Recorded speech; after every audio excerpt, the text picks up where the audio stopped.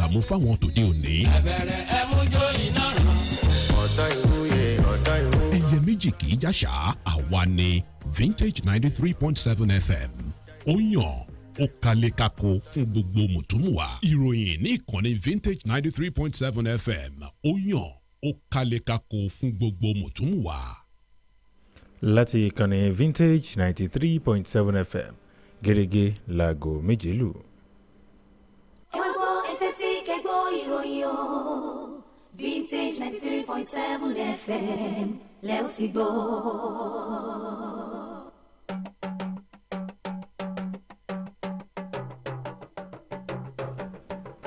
mo kí yín ẹ kú ìyálẹ̀ta o ìròyìn àkójọpọ̀ gúúsù ìwọ̀ oòrùn orílẹ̀-èdè Nàìjíríà ló ń dé títí ìgbọ́ yín láti ìkànnì Vintage 93.7 FM Olúwafẹ́mi Mákindé lóníròyìn yín amáṣáájú ẹgbẹ́ àwọn kókó tó wà nínú ìròyìn ọ̀hún.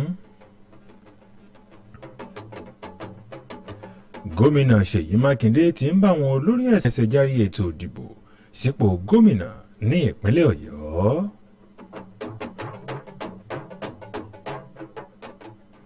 àwọn ilé ìfowópamọ́ nílùú Ìbàdàn ò ṣe àpínká àwọn owó àtijọ́ bó tilẹ̀ jẹ́ wípé ilé ẹjọ́ tó ga jùlọ ní orílẹ̀-èdè Nàìjíríà ti dájọ́ kan mọ́ ṣe bẹ́ẹ̀.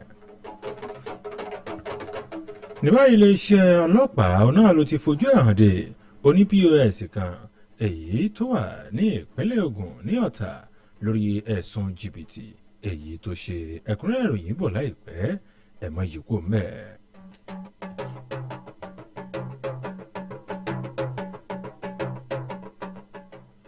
ẹ ṣeun tẹ́ ṣì wá mẹ́ ní báyìí ẹni tí ń ṣe gómìnà ìpínlẹ̀ Ọ̀yọ́ onímọ̀ ẹ̀rọ Ṣèyí Mákindé ọ̀nà ló ti ń bèrè fún ìfọwọ́sowọ́pọ̀ àwọn olórí ètò jẹ́ ti ẹgbẹ́ òṣèlú lónìrànràn pàápàá jùlọ ẹgbẹ́ ẹlẹ́sìn ní ìpínlẹ̀ yìí lójúnà àti lè kẹsẹ̀ járí ní ètò ìdìbò sípò gómìnà àti ilé ìgbìmọ̀ aṣòfin ìpínlẹ̀ èyí tí ó wáyé lọ́jọ́ àbámẹ́ta ní ìpínlẹ̀ yìí.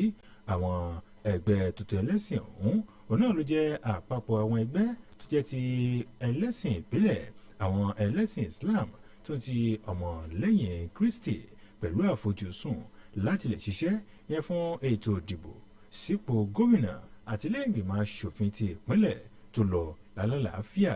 ní báyìí gómìnà Mákindé ẹni tí ṣe igbákejì rẹ̀ ìyẹn amúgbálẹ́gbẹ̀ẹ́ lórí ọ̀rọ̀ tó ní í ṣe pẹ̀lú ìṣàkóso ìyẹn lẹ́ka ní ìpínlẹ̀ Ọ̀yọ́ tó ṣojú fún níbi ìpàdé eléyìí tí wọ́n ṣe nínú ìpàdé títí ẹ̀ka ìdájọ́ ní orílẹ̀-èdè wa Nàìjíríà nípínlẹ̀ Ọ̀yọ́ ìyẹn Reverend Ìdòwú Ògèdèngbé òun náà ló ń sọ pé òun ń lo ara òun láti lè jẹ́ kí àwọn èèyàn dìbò yan òun padà gẹ́gẹ́ bí ohun tí àwọn èèyàn fẹ́ lójúnà láti lè jẹ́ kó wo àwọn àtìmọ́ṣebọ̀ òun ìyẹn fún nǹkan bí ọdún 4 sẹ́yìn láti lè gbé òun lórí ìgbéléwọ̀n láti lè yàn òun padà ìyẹn lékè àwọn tó kù nígbà tó wọ́n ń sọ̀rọ̀ lórí ọ̀rọ̀ tiẹ̀ àwọn tó jẹ́ aṣojú àwọn ẹgbẹ́ tó jẹ́ ti ẹgbẹ́ ẹlẹ́sìn lónìrànràn òun náà ni wọ́n sọ wípé ni wọ́n jẹ́jẹ́ láti bá àwọn olùsìn tó sì jẹ́ ọmọlẹ́yìn wọn sọ̀rọ̀ láti lè má jẹ́ kí àwọn olóṣèlú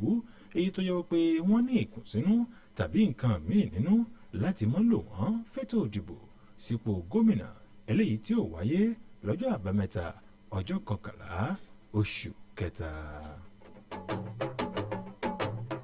ní báyìí gómìnà ìpínlẹ̀ Ọ̀ṣun Adémọ́lá Adélékè òun náà ló ti ṣídìí ẹ̀ ìyẹn ìgbìmọ̀ olùdámọ̀ràn yẹn títí ọrọ̀ ajé títí ìgbàlódé yẹn fún ìpínlẹ̀ náà.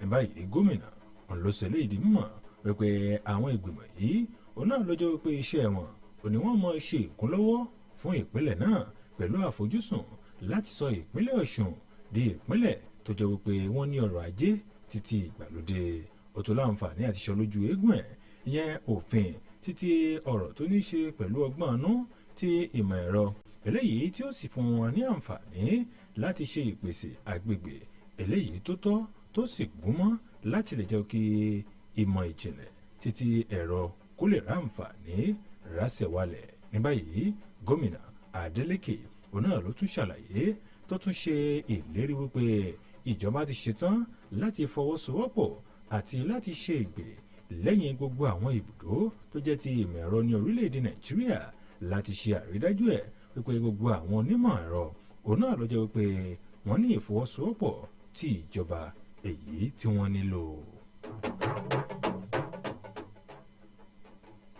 ní báyìí ẹni tí ń ṣe igbákejì gómìnà ti ìpínlẹ̀ Èkó dókítà Ọbáfẹ́mi Hamzat òun náà ló ti pè fún àlàáfíà tó ń ti ìṣọ̀kan láàrin àwọn ẹlẹ́sìn mẹ́sìn ní ìpínlẹ̀ náà bí ètò ìdìbò sípò gómìnà bí ó ṣe wáyé lọ́jọ́ àbámẹ́ta. ní báyìí ó tún rọ gbogbo àwọn olùdìbò àti gbogbo àwọn olùgbé láti wá kí wọ́n sì bọ́ síta lọ́pọ̀ yanturu láti lè dìbò fún ẹni tí ń ṣe olùdíje sípò gómìnà títí ẹgbẹ́ òṣèlú All Progressives Congress torí wípé irú ìbò bẹ́ẹ̀ òun náà ni ó ràn wọ́n lọ́wọ́ láti lè jẹ́ kí ibi gíga tí ìpínlẹ̀ Èkó tó fẹ́ dé láti lè gbé wọn débẹ̀. ó tún láǹfààní àti rọ̀ wọ́n yẹn gbogbo àwọn tó jẹ́ olùgbé ìpínlẹ̀ Èkó láti dìbò fún iṣẹ́ eré eléyìí tí ń tẹ̀síwájú ní ètò ìdìbò sípò gómìnà àti ilé ìgbìmọ̀ aṣòfin ìpínlẹ̀ eléyìí tí ó wáyé lọ́jọ́ àbámẹ́ta ní ìpínlẹ̀ náà. ní báyìí gómìnà ìpínlẹ̀ Ògùn Dàpọ̀ Abíọ́dún ló ti kéde ìyẹn àfikún iye eléyìí tí wọ́n máa san fún àwọn òṣìṣẹ́ fẹ̀yìntì olóṣù mẹ́ta sí ẹ̀sùn bílíọ̀nù kan náírà. ní báyìí ìdàgbàsókè yìí òun náà ni wọ́n ti ṣe láti lè ṣe àrídájú ẹ̀ pé kí wọ́n san owó àjẹ́lẹ̀ tó ń ti àjẹmọ́nú fún gbogbo àwọn tó jẹ́ òṣìṣẹ́ fẹ̀yìntì ní ìpínlẹ̀ náà. gómìnà ọ̀hún ló ṣèlérí ìdí mọ̀ nígbà tó ń bá àwọn òṣìṣẹ́ fẹ̀yìntì sọ̀rọ̀ nílùú Abẹ́òkúta. gẹ́gẹ́ bí gómìnà ṣe sọ ó ní pé ìṣèjọba tó wà lóróyè lọ́rọ̀ yìí ló jẹ́ wípé iye táwọn bá wípé owó àjẹ́lẹ̀ tó jẹ́ owó òṣìṣẹ́ fẹ̀yìntì òun náà ló jẹ́ bílíọ̀nù lọ́nà 100 àti wípé àwọn sì ti ń wá ọ̀nà láti san gbèsè náà. ó tún ṣe àfikún ẹ̀ wípé ìṣèjọba tó wà níta ó ní wọ́n ti ń wá onírúurú ọ̀nà láti ṣe àrídájú pé ìjọba ó ní wọ́n pèsè wọn amáyédẹrùn ètò ààbò àti láti ṣe ìpèsè agbègbè èyí tó tọ́ tó sì gún mọ́ fún ìfowódókòwò ní orílẹ̀-èdè wa Nàìjíríà pàápàá jùlọ ní ìpínlẹ̀ Ògùn pẹ̀lú àfojúsùn láti lè ṣe ìgbèrú iye tí ìpínlẹ̀ náà tí wọ́n ń pa wọlé. ní báyìí lẹ́yìn ìdájọ́ ilé ẹjọ́ tó ga jù ní orílẹ̀-èdè wa Nàìjíríà lórí bí ọ̀rọ̀ tí ilé ìfowópamọ́ àpapọ̀ ní orílẹ̀-èdè yìí àti pàápàá jùlọ àtúnṣe owó náírà tó ti di gẹ́gẹ́ bí ilé ẹjọ́ tó ga jùlọ ní orílẹ̀-èdè yìí bí wọ́n ṣe kéde ẹ̀ wípé owó àṣìwólówó ìyẹn owó ti tẹ́lẹ̀ ní orílẹ̀-èdè yìí ń láṣẹ lè máa ná títí di ọjọ́ 21 oṣù kejìlá. ní báyìí àwọn ilé ìfowópamọ́ kan jákèjádò ìpínlẹ̀ Ọ̀yọ́ gẹ́gẹ́ bí ìròyìn tí aṣojúkọ ìkànnì Vintage 93.7 FM tí wọ́n kó jọ òun náà lọ sọ wípé díẹ̀ lára wọn ò ní wọ́n san owó tuntun ọ̀hún.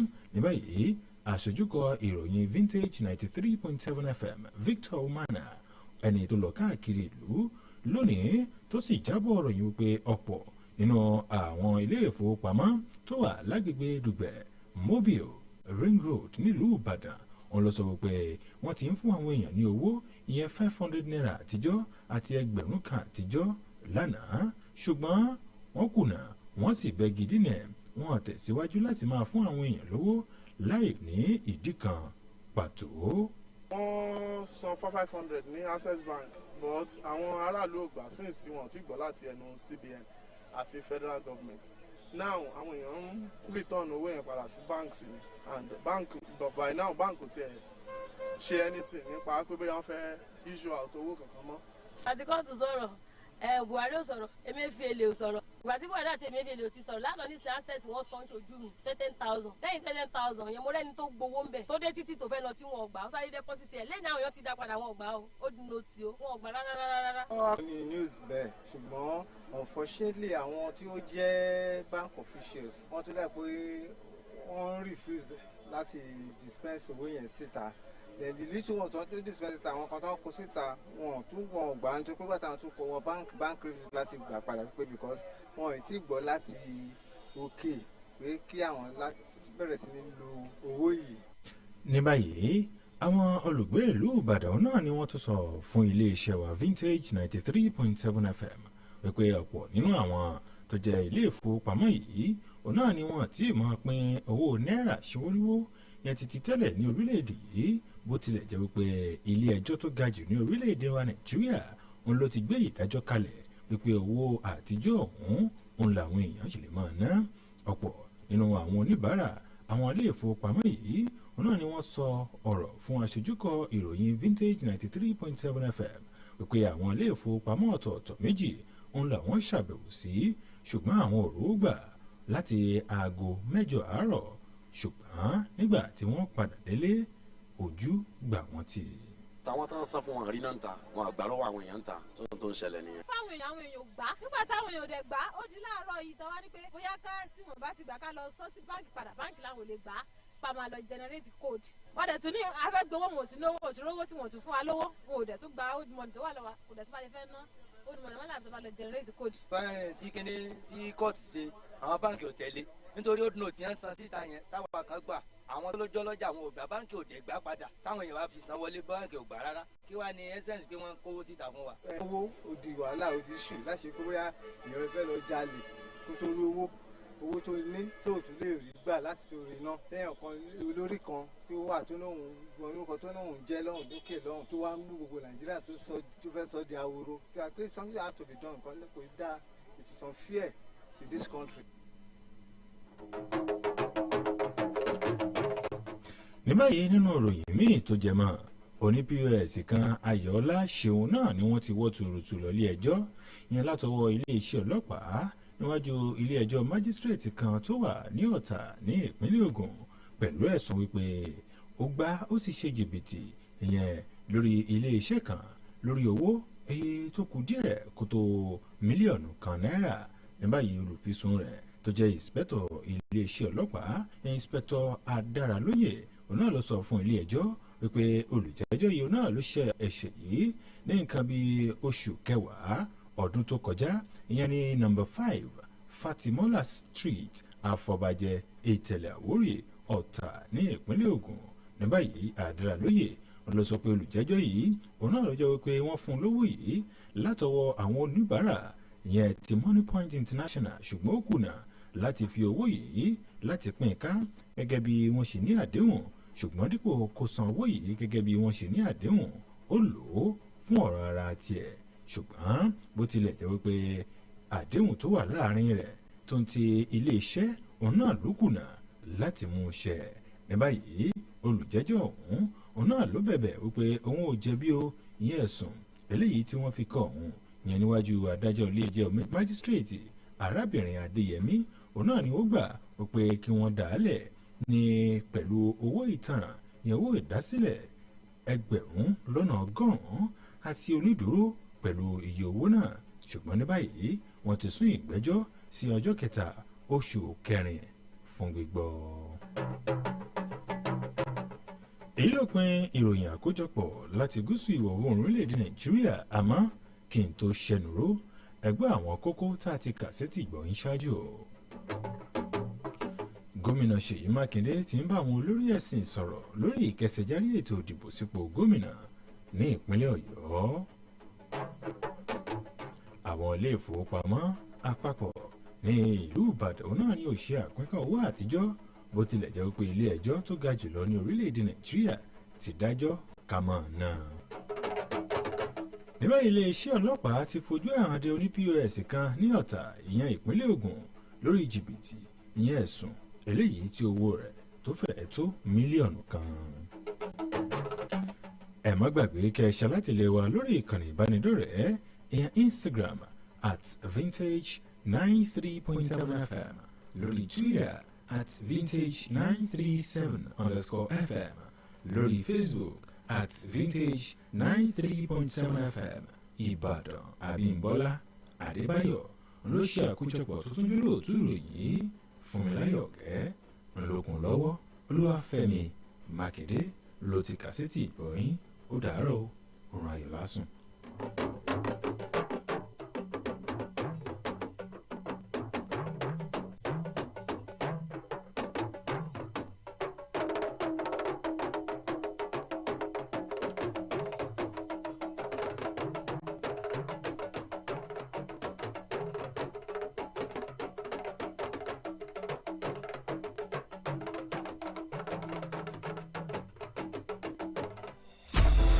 From the rising of the sun in the east to its setting in the west, we are unchanged, unparalleled. We are Vintage 93.7 FM. For your non-stop entertainment, quality programming, unbiased news reportage. Hello, welcome to the news on Vintage 93.7 FM, and these are the top stories. Stay connected with Vintage 93.7.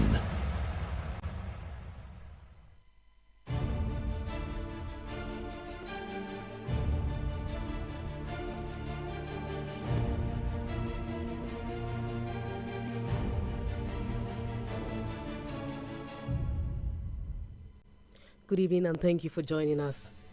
This is the Southwest News Update on Vintage 93.7 FM Ibadan, and here are the top stories. Governor Seyi Makinde engages religious bodies towards successful governorship election in Oyo State. Commercial banks in Ibadan not recirculating old currencies despite Supreme Court judgment. Police arraign POS operator in Ota, Ogun State over allegation of fraud. And those were the headlines. Details coming shortly. I am Patience Udo.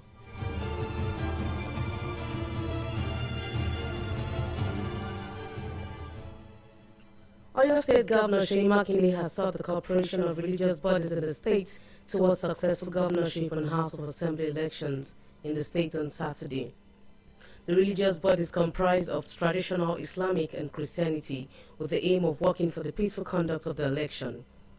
Governor Makinde, who was represented at the Interfaith Stakeholders Engagement meeting held at the Ministry of Justice Conference Room by his executive assistant on administration, Reverend Idowu Ogudingbe, said, while he is offering himself for re-election, just as he wants the people to carefully appraise his stewardship in the last 4 years as a basis for their decision to choose him over others. Responding in their separate remarks, representatives of the various religious bodies vowed to speak to their devotee, not to be allowed to use for nefarious activities by desperate politicians during and after the election slated for Saturday, March 11.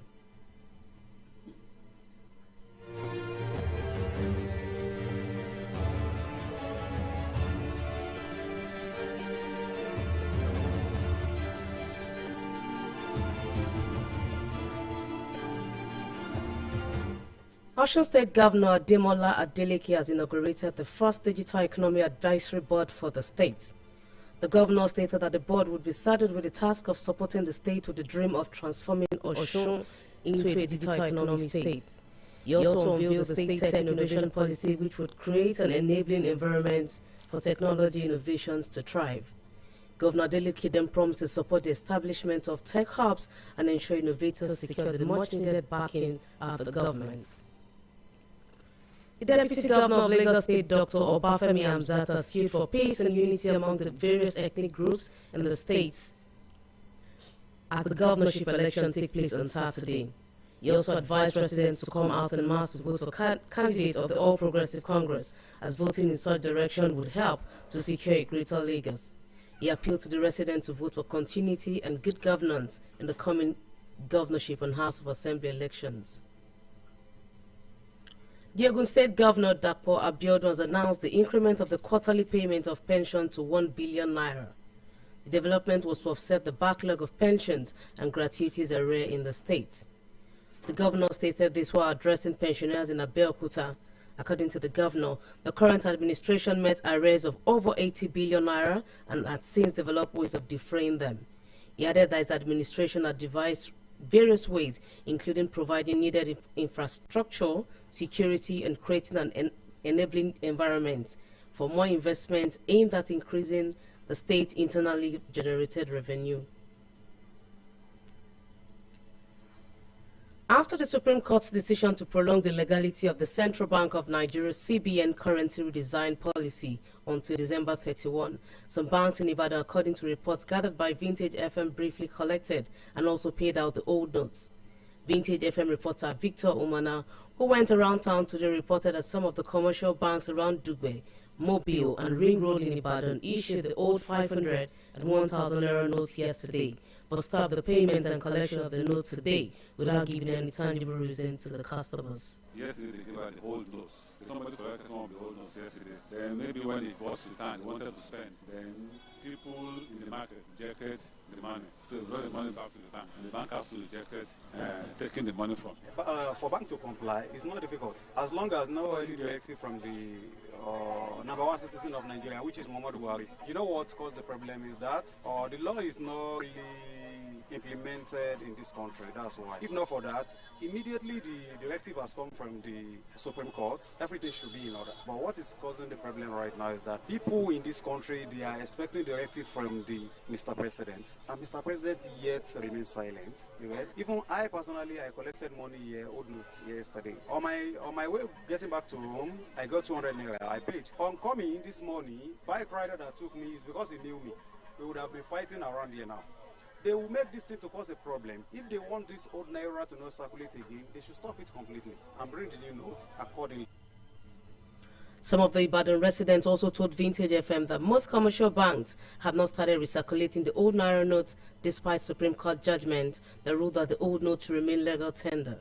Some of the bank customers told Vintage FM that they visited more than 2 different banks and could not get any money since 8 a.m. and was forced to return home disappointed. This is not good enough. Government should at least see something to do to this. People are suffering and it's too much. There's no cash, nothing there.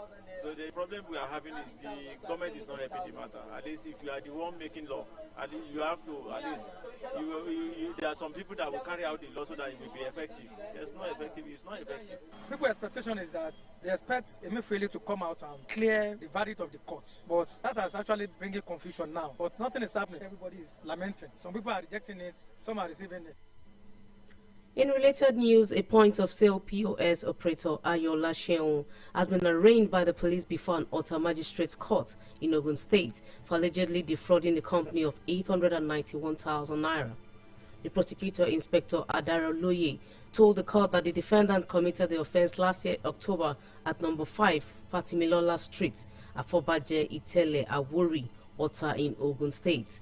Adara Loye said that the defendant was given the money to pay some customers by Bonnie Point International but failed to disburse the money, but rather converted to personal use instead of fulfilling the agreement between him and the company. The defendant, however, pleaded not guilty to the charge as Magistrate Mrs. Adeyemi granted bail to the defendant in the sum of 100,000 naira with one surety in like sum. The matter has been adjourned to April 3 for further hearing. And it's a wrap on the Vintage Southwest News, but before we go, the headlines. Governor Seyi Makinde engages religious bodies towards successful governorship election in Oyo State. Commercial banks in Ibadan not recirculating old currencies despite Supreme Court judgments. Foreign police arraign POS operator in Ogun State over allegation of fraud.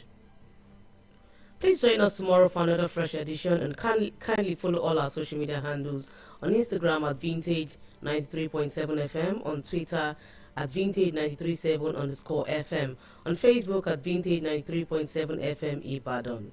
The news was produced and edited by Bimbola Adebayo with the assistance of Fumilayo Okay. Good evening and thank you for listening. I am Patience Udo.